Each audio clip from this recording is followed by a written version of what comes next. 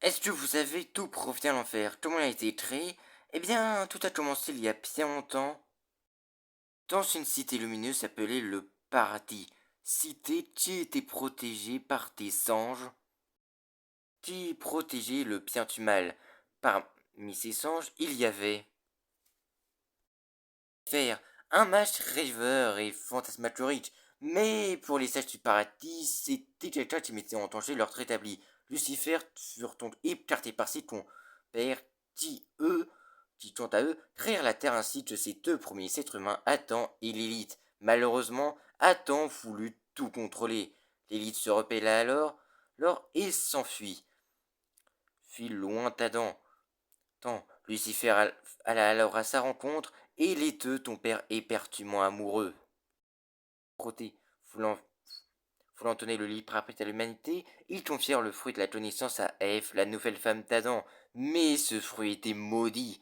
Par ce simple acte, le mal réussit à prendre possession de la terre. À cause de ça, l'humanité fut condamnée à commettre de nombreux péchés.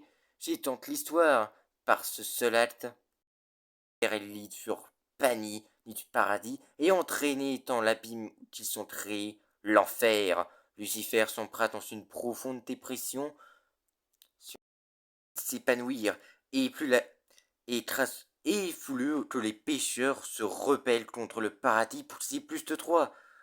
Mais le paradis se sentit menacé et un jour prena une décision radicale. Chaque année, des anges viendraient au paradis en enfer afin d'exterminer le plus de pécheurs. Cette purge durera 7 ans. Et à la septième purge, une seule personne voulait changer tout. Charlie Morningstar, la fille de Lucifer et Lilith, et la princesse de l'enfer, puisque entre-temps, Lucifer et Lilith sont devenus le roi et la reine de l'enfer. Elle était dans cette tâche par Fatih, sa petite copine. Alastor, ancien tueur en série mort dans les années 30 après qu'un chasseur l'ait pris pour un cerf. Anchelteus, acteur porno. Superman, dont l'âme appartient à Alastor, et Nifty, femme de ménage, dont son âme appartient aussi à Alastor.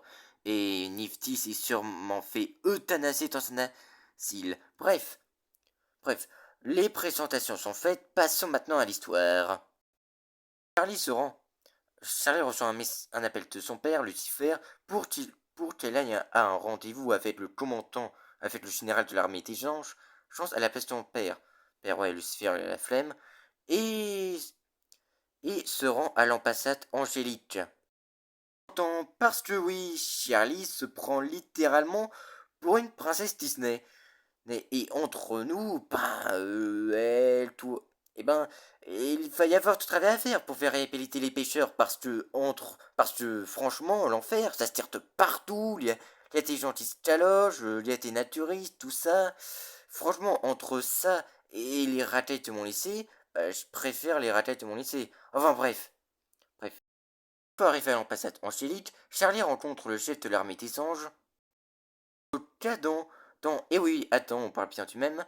Et sauf qu'Adam est pas, comment vous le dire?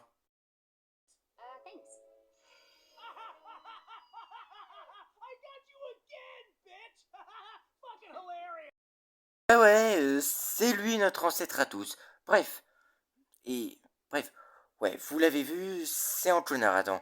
Et non seulement il se fout de la gueule de Charlie et refuse catégoriquement son projet sur la rédemption, etc. Mais en plus, il avance la date de la prochaine extermination. Ce n'est plus dans 5 ans, mais dans 6 mois. Et la raison, c'est que de ces soldats a été tué lors de l'extermination. Après cela, Charlie, Lee et son équipe ne savent plus vraiment quoi faire, même si la panique pourrait bien pousser les pêcheurs à se faire réhabiliter.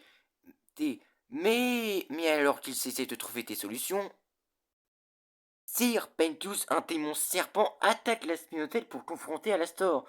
Thor, en, D'ailleurs, Charlie et ses amis l'ont déjà eu affaire à lui dans le passé. Ça a quelque temps. Et si Pentus veut combattre Alastor, c'est uniquement pour attirer l'attention des Vises. Y attendez un peu. c'est qui les vise? Puis c'est un trio d'Overlord comme Alastor, Thor composé de Vox, démon télé et grand rival d'Alastor, Pet, jeune Overlord, Lord, Lord expert en mode, et Valentino, le patron d'Ancheltust. Et croyez-moi, celui-là, c'est un vrai connard. Mais bon, vous le ferez après. Bref, les présentations TV sont faites. Maintenant, non, qu'est-ce qu'ils veulent les Viz? Eh bien, les Viz apprennent autour d'Alastor, Thor qui a disparu il y a 7 ans. 7 ans comme à la date précise de la première extermination.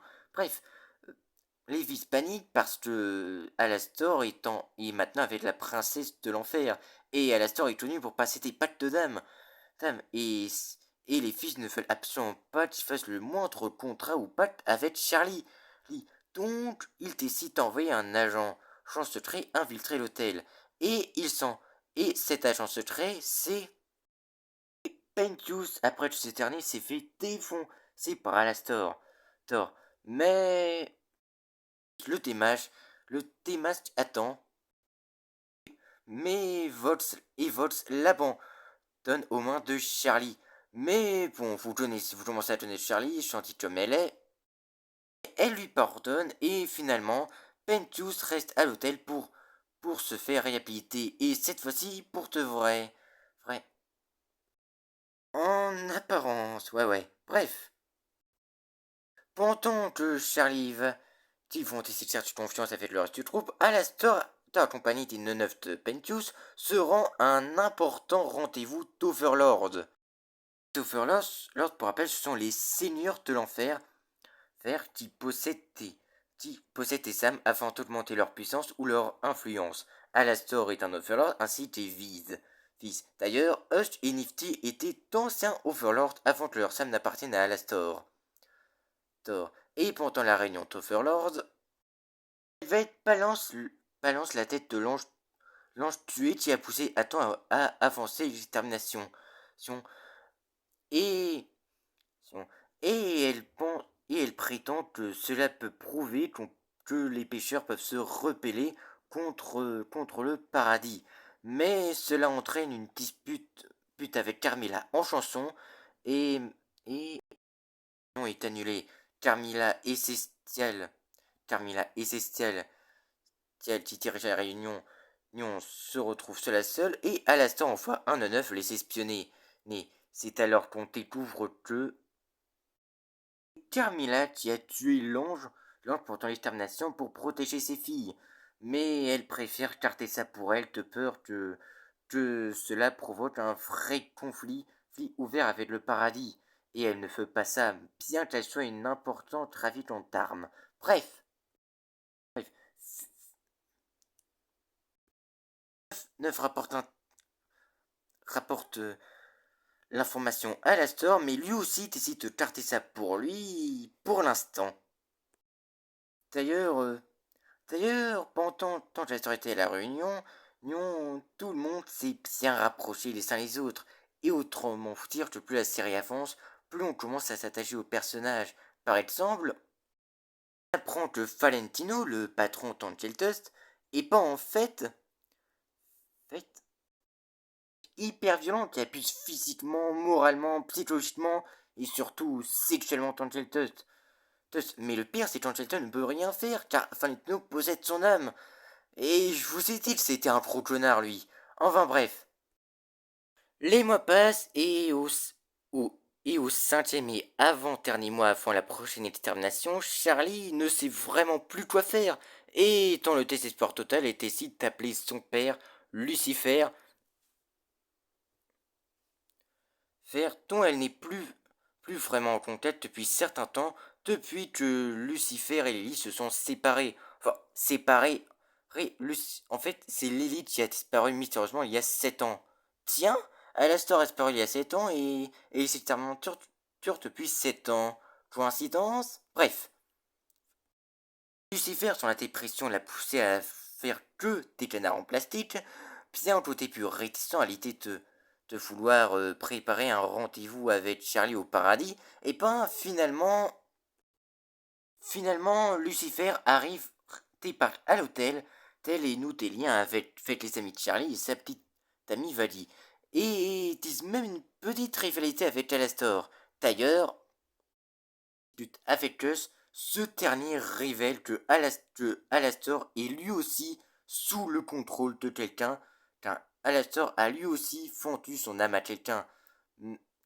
Tiens, mais à qui on le saura dans la saison 2. Lucifer, Lucifer quant à lui, refuse toujours à Charlie de lui organiser un rendez-vous avec le paradis, mais finalement, après une petite chanson où Lucifer et Charlie se réconcilient, il lui accepte un rendez-vous au paradis.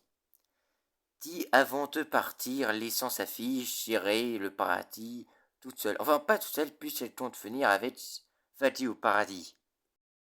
Le lendemain, Charlie et Fatih se rendent au paradis pour discuter avec les anges sur la rédemption, etc. Et elles sont accueillies par Sarah, une séraphin, et sa petite sœur Emily. Qui tisse rapidement une forte amitié avec Charlie. Peut-être même un peu plus, vous trouvez pas, non? Bref. Du paradis, Charlie et Fatih se retrouvent au tribunal céleste pour discuter si la rédemption est bel et bien possible. Avec les anges, Charlie décide d'observer. Fait le reste de la bande qui est resté en enfer et qui profite de la soirée dans une discothèque avec Thierry Pomp, une amie d'Angel et rivale de Pentius, dont ce dernier a secrètement un gros crush sur elle. Bref, Angel revoit aussi son patron Valentino, et il se défend contre lui surtout pour protéger ses amis mis de son influence. Et bien qu'il se fait rétamer par Valentino, ça prouve qu'il a bien sa possibilité de se faire acheter, non? Eh bien, malheureusement, le paradis n'est toujours pas de cet avis. Tout Adam et Lutte, sa commandante en second, sont toujours persuadés que les pécheurs méritent l'extermination. Et surtout, Adam balance l'extermination que seul lui, son armée et ses races sont au courant. Et suite à cette révélation, que le paradis organise un génocide de masse, commence à se rebeller contre sa sœur. Mais pour en finir une bonne fois pour toutes, avec cette histoire, Adam révèle que Vadi est un ancien ange exterminateur qui a déserté Jar contre l'extermination. Et malgré tout ça, refuse d'annuler l'extermination et Adam déclare commencer l'extermination en attaquant l'hôtel Aspin. Et Vati Charlie y retourne en enfer un peu de force. Retourne en enfer, Charlie, désespéré, ne sait plus quoi faire. Surtout qu'elle apprend que sa petite amie la mentit tout ce temps. Et Alastor en profite. Un marché avec elle. Il, si elle accepte, elle, il lui révèle l'information sur la faiblesse des anges, mais à une seule condition, Charlie doit lui rendre un service plus tard. Mais ce service, on en saura plus dans la saison 2 également. Qui négociait avec Carmine, fut de la préférée à Alastor qu'elle a tué un ange pendant la prochaine extermination. Quant à Charlie et Alastor, tous les deux à Cannibalton, un quartier rempli de démons cannibales, des démons dessineurs qui auraient commis le péché du cannibalisme. C'est dans leur vie humaine. Mais vous comprenez? Bref, à la, bref, grâce à Charlie réussit non sans mal à convaincre les cannibales, mais avec l'aide de Rossi, amis proches d'Alastor et offert leur local, elle les convainc tous de les rejoindre dans son armée. Que s'ils le rejoignent, ben, ils pourront bouffer tes singes.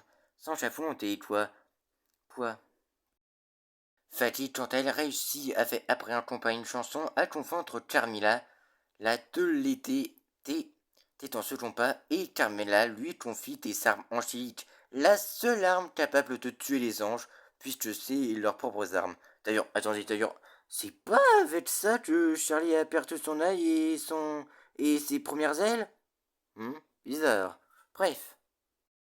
Il y a maintenant son armée et des armes pour vaincre les anges. Et surtout, elle s'est réconciliée avec sa petite copine. Tout est prêt pour la bataille finale. Jour J arrive. Attends et son armée attaquent l'hôtel, mais heureusement, ils sont protégés par un chanteur, force générée par Alastor. Thor réussit à le percer et affronte Alastor dans un duel épique. Mais malheureusement, malgré la puissance du démon de la radio, il ne peut rien faire face au tout premier homme et archange, grand chef de l'armée angélique. Et, et Alastor est vaincu, ce qui le force à battre en retraite. Cela, Charlie et son équipe finissent en grande difficulté. Malgré l'arme puis malgré leur nombre et leurs armes, bien, ils sont un peu dans la merde là. Heureusement, Tous a un plan en tête, un plan risqué. Mais avant cela, il avoue ses sentiments à Cherry Bomb après l'avoir embrassé. Ouais, il déclare sa flamme comme ça. En même temps, sur un champ de patates, c'est classe. Bref,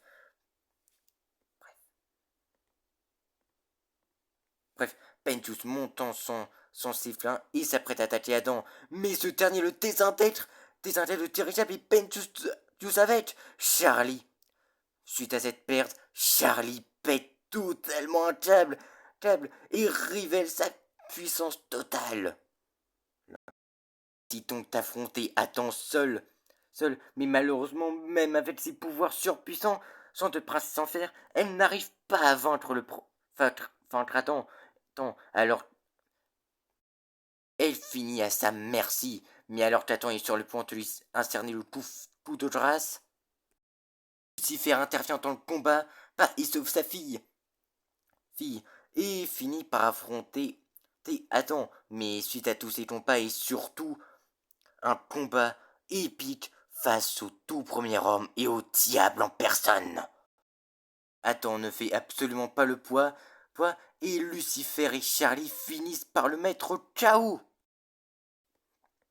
Où Adam pète totalement un câble et hurle chez le premier homme qu'il est le vrai Dieu, que tout le monde devrait le vénérer. Mais alors qu'il exprime toute sa colère, Nifty le tue en le poignardant dans le dos, littéralement. Bon, c'est comme ça que notre ancêtre meurt pour de bon. Leur les derniers survivants de son armée, de l'armée angélique, sont obligés de battre en retraite, traités de retourner au paradis. Ça y est, ils sont gagnés. L'extermination est annulée, l'enfer est sauvé, mais à quel prix? Pentus est mort, beaucoup de cannibales sont morts, mais surtout l'hôtel est détruit. Heureusement, grâce au soutien indéfectible de son père, sa petite amie et tous ses amis, Charlie ne perd pas espoir, et ensemble, main dans la main, reconstruisent l'hôtel. Même Alastor les rejoint. Mais ce qui est de mieux là-dedans, mais mieux que ça, n'est pas mort. Il est au paradis, il s'est fait réhabiliter. Le projet de Charlie fonctionne. Quel miracle, rate pour dire. Mais c'est pas fini. Ni parce que